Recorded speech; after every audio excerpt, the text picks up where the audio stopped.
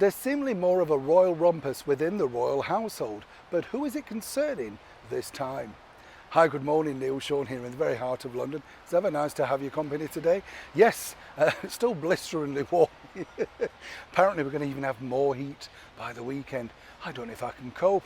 I've got a fan, yes, a cooling bag, loads of cold drink. We shouldn't moan, I know, but it's just humid heat. The heat that keeps you awake at night. I know. I can see you've not slept well. I know, what do you mean? You too, Neil. Anyway, back as ever, cheeky, to your breaking royal story of the day. This story is perplexing when you think, because, as I often say about Harry and Meghan, they do sort of create their own drama, and as we've seen, they need to create drama to keep in the headlines. They are celebrities now. They're ex-royals. They decided to walk away from a life of privilege and a chance to do great things with that privilege. They could have really done so much, to help so many situations.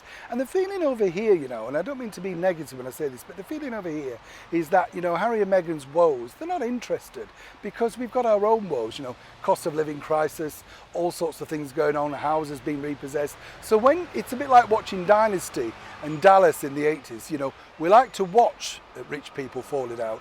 We just don't want to know or be part of it, you know what I'm saying? But seemingly they do have one major supporter.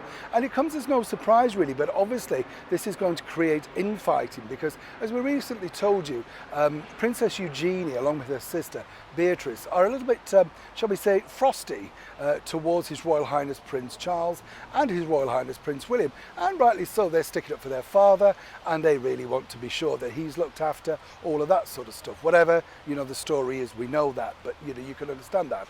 But now Eugenie apparently is a big supporter of Harry and Meghan and truly believes that they've been hard done by. Now we know she visited them a while back, and obviously, you can understand their friends are the same age bracket. She wants to kind of support, particularly Prince Harry. Now, when you look at pictures of Prince Harry recently, one has to say that he does look incredibly, shall we say, careworn, if I'm going to be kind.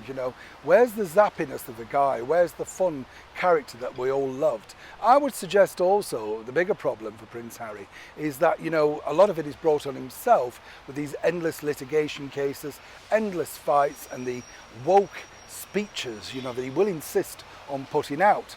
But according to that good source, Princess Eugenie, as I say, is kind of got a line divided within the senior members of the British monarchy, because while many of them are, wanting to be sympathetic towards Harry and Meghan, it's very difficult given the onslaught of negativity that they've pushed over in their direction, as one can imagine.